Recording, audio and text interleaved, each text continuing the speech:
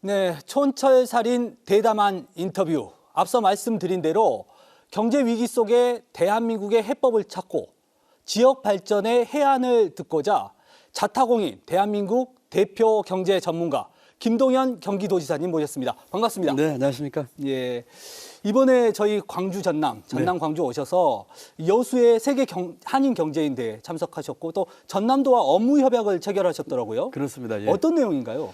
예, 우선 한인 경제인 대회는 전 세계 우리 교포 기업인들 그 회원수 33,000인 단체에서 주관하는 대회에 제가 고문 자격으로 참여해서 대한민국 경제 활로 중에 하나는 결국 글로벌이거든요. 경기도 또 대한민국이 진출할 수 있는 그런 방안을 같이 논의했고요.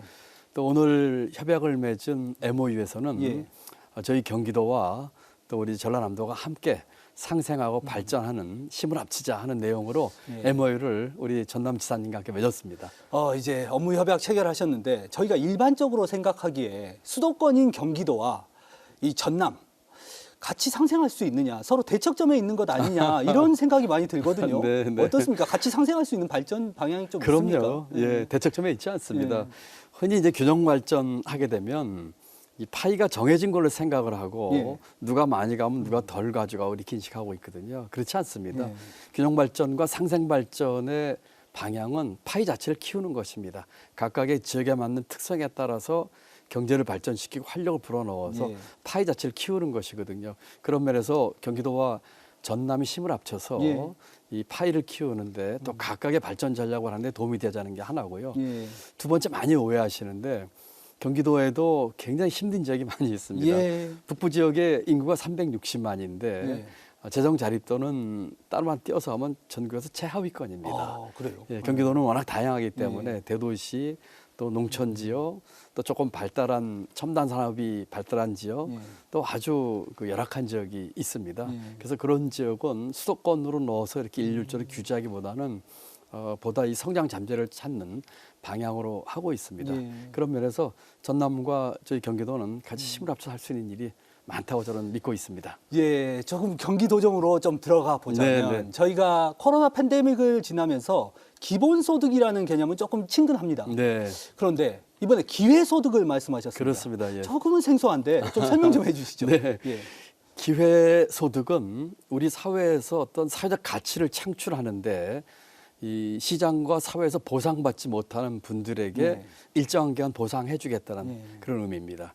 예를 들어서 문화예술인들이 어느 정도 소득이 있는 분도 계시지만 일정 소득 이하의 분들은 자신의 창작 활동을 통해서 사회적 가치를 창출하지만 보상을 못 받는 분들이거든요. 그런 분들에게 한시적으로 또 제한된 범위에서 소득을 주겠다고 하는 것이 기회소득이고 기본소득과의 차이는 그 대상의 한정성, 그다음에 이 소득을 보존해준 기간의 그 유한성에 있습니다. 끝까지 해주는 것도 아니고 일정한 기간 동안 그런 분들이 자신의 그 어떤 작품이나 또는 사회적 가치를 시장에서 보상받을 수 있을 때까지 지원해 드리는 것이고 단순히 예술인 문화인뿐만 아니라 장애인이 예를 들어서 활동을 하셔가지고 사회적 병을 줄인다든지 또는 집안에 있는 돌봄 서비스를 하는 분들이라든지 또는 독립야구단처럼 운동을 하면서 뭔가 우리에게 좋은 가치를 창출하지만 보상받지 못하는 이런 분들에 대해서 제한적으로 남아 지원하겠다는 것이 기회소득의 취지입니다. 이 기본소득과는 조금 다르네요. 그러니까 다르죠. 기본소득은 이제 그 무조건성 또 항구성 또 현금성 이런 것들인데 이것은 사실은 앞으로 오래 뒤에 있을 그 일의 미래와 관련돼 있습니다. 일 적게 하는 소수와 일 하지 않는 다수를 상정한 아주 장기적인 얘기고요. 기회소득은 말씀드린 것처럼 우리 사회에서 그 가치를 창출하지만 보상을 제대로 받지 못하는 분들에게 일정한 기간 지원을 해줘서 그분들이 그 가치를 사회로부터 인정받고 보상받게끔 지원해주는 그런 제도입니다. 이번에 윤석열 대통령이 이번 주에 시정연설을 통해서 내년도 예산안에 대해서 발표를 했습니다. 이게 건전재정, 약자 복지를 이야기했거든요. 들으셨죠? 들었습니다. 어떻게 보십니까? 저는 그 이번에 시정연설을 보면서 이 대통령과 중앙정부가 지금의 경제를 상당히 안이하고 이 복잡성을 이해하지 못하고 좀 혼란해하고 있다라고 예. 생각을 합니다. 여하튼 시정연설에서 뭐 좋은 얘기하는 게 중요한 것이 아니고 건전 재정을 얘기했는데 예. 저는 지금은 민생 재정으로 가야 된다고 주장을 합니다. 앞으로 이제 이 지금의 위기는 과거의 그 금융 위기나 국제 금융 위기처럼 예. 단시간에 끝나지 않을 것입니다. 왜냐하면은 이 강대국간의 패권주의 예. 그리고 신산업을 선점하려고 하는 자국주의가 있기 때문에 예. 상당한 기간 동안 지속될 것입니다. 그렇기 때문에 앞으로 어려움과 위기에 대응을 해야 되는데 재정에 있어서는 민생 재정으로 해서 예. 취약계층 또 이와 같은 위기가 왔을 적에 가장 어려움을 겪는 분들을 탄탄하게 보호해줄 수 있는 지원 예산이 담겨져 있어야 되는데 건전 재정을 핑계로 그런 것들이 안 담겨져 있습니다. 예. 예를 들어서 지역 화폐라든지 예. 전액 삭감했어요. 그렇죠. 예. 노인 일자리 숫자 줄였습니다. 많이 줄었죠. 예. 그다음에 공공 어린이집도 숫자를 줄였거든요. 그래서 저희는 민생 재정이 아닌 건전 재정보다는 민생 재정. 예. 내년도 경기도 예산 안에서는 노인 일자리 중앙정부 줄인 거 이상으로 제가 늘리겠습니다. 예. 공공 어린이집도 더 확충하고 해서 행동으로 이 민생 재정을 보여주겠다는 예. 생각을 하고요. 또 하나는 이번에 이제 그 채권 시장을 포함한 금융 시장이 혼란이 왔습니다. 그랬죠. 예. 뭐 특정 지자체에서 이 같은 일들이 이제 금융 시장에까지 이제 발화가 됐는데 이 문제 해결하기 위한 과감하고 신속하고 충분한 조치가 필요하다. 예. 또 하나는 지금 이제 금리 인상이 불가피할 겁니다. 그렇죠. 지금 상황에서는. 네. 예. 그렇지만 지금의 이 속도와 폭은 좀 조정할 필요가 있겠다.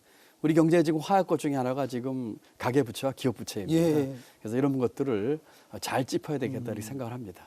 하나씩 좀 뜯어서 이야기를 나눠보고 싶습니다. 우선 말씀하신 대로 채권 시장이 급속하게 경색된 것이 강원도의 채무보증 불이행 이후에 선언 이후에 굉장히 경색이 됐어요. 그리고 정부에서 바로 회의를 통해서 50조 원 정도를 긴급하게 풀겠다라고 했는데 이건 괜찮은 정책인 건가요?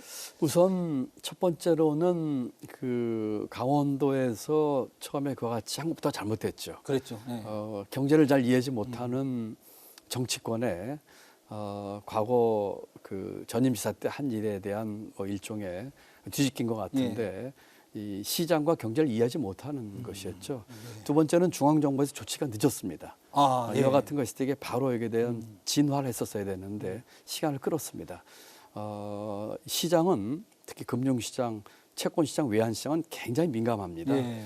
시장의 신뢰를 잃었거나 정부의 정책이 일관성이 없다고 생각하면 시장으로는 그야말로 뭐라고 할까요? 쥐약 같은 것이죠. 그래서 늦었고 이번에 50조 플러스 알파를 얘기했지만 지금 채권안정기금 뭐 20조 이런 것들 2008년도 때 국제금융위기 때 만든 제도입니다. 그렇죠. 그런 것인데 저는 지금 맞기에 좀 미흡할 것이다. 조금 더 과감하게 될 것이다. 2008년도 국제금융위기 때 제가 청와대 경제금융비서관하면서 그 위기 극복에 최전선에 있었거든요. 세 가지 원칙을 했습니다. 과감하고 신속하고 충분하게.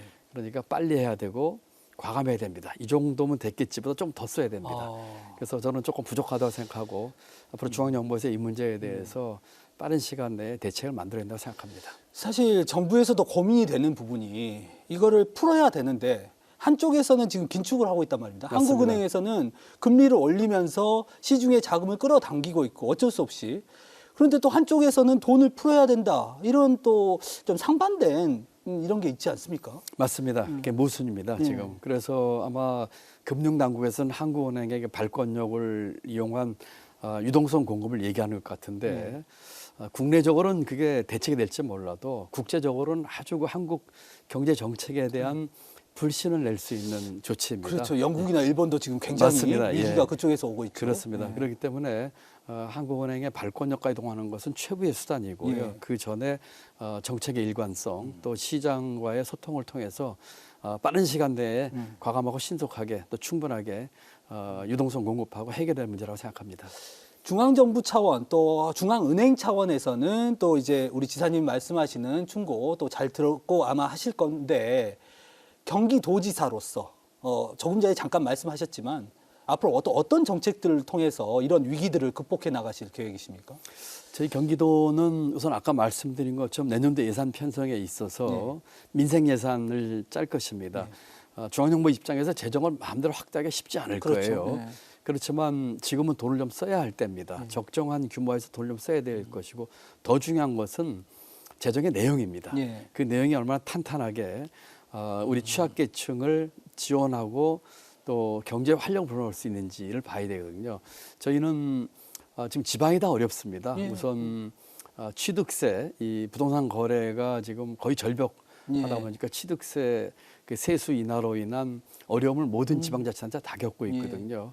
그렇지만 그런 한계 속에서도 저희는 나름대로 재정을 조금 쓸 생각이고 더 중요한 것은 그 내용을 내실 있게 해서 아주 따뜻하게 취약계층 또 어려운 계층이 이 떨어지지 않게끔 또 다시 재기할 수 있게끔 하는 그런 대책들을 우선 시작을 하고 있고요. 예. 그 외에도 제가 취임해서 1호 결제가 이 민생경제와 이 민생경제를 살리기 위한 대책들이었거든요. 예. 그런 것들을 이 예산뿐만 아니라 다른 다양한 정책을 통해서 펼 수 있도록 하겠습니다. 좀 많은 이야기를 좀 더 듣고 싶은데요. 한 가지만 더 여쭤볼게요. IMF 시절에는 어디 혹시 근무하셨나요? IMF 시절은 제가 지금의 기재부의 전신 재경부에 근무했었고요. 네, 지금 상황이 IMF 혹은 또 금융위기랑 비견되는 이야기들이 많거든요. 말씀하셨다시피 그 위기들은 1년 내에 어찌어찌 우리가 이겨냈던 것 같아요. 근데 이번 위기는 좀 장기화될 것 같다라고 하셨는데 그 장기화될 것 같다는 근거가 이제 잠깐 얘기하셨지만 그 근거하고 그럼 그걸 어떻게 좀 해법을 저희가 찾아 나가야 될지 그것도 궁금합니다. IMF 때나 이제 국제금융 위기 때는 비교적 빠른 시간 내에 우리가 위기를 극복을 했습니다. 새로운 위기는 과거의 방법으로 해결하지 못했기 때문에 나오는 것이거든요. 지금의 위기는 말씀드린 것처럼 국제 정치 경제의 구조 또 새로운 산업 분야에 대한 그 우선적인 그 독점적인 지위를 얻기 위한 강대국의 대결이 같이 묶여 있기 때문에 단시간에 해결되기 어렵습니다. 장기전으로 갈 생각을 해야 됩니다. 정부에서는 이와 같은 측면에서 이 상황을 정확하게 이해를 해야 되는데 이것을 잘 이해하지 못하면 과거의 위기를 극복하는 대안 정도를 낼 겁니다.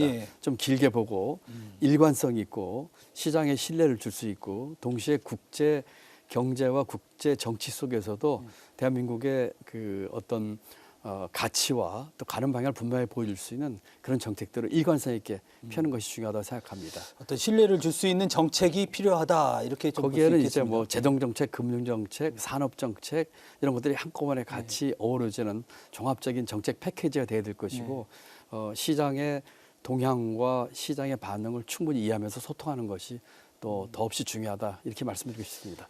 예, 자세한 이야기 듣고 싶지만 시간이 저희가 길지 않아서 다음번에 방문하시면 또 한번 저희 한번 나와 주십시오. 네, 그렇게 하겠습니다. 예, 지금 말씀을 들으신 대로 글로벌 경제 위기 속에 가장 큰 피해 지금 국민들에게 돌아가고 있습니다. 시장에 신뢰를 주고 안정감을 주는 가장 중요한 역할이 지금 정치권에 있는데 과연 정치권 그런 역할을 하고 있는지 의문이 많이 제기되고 있습니다.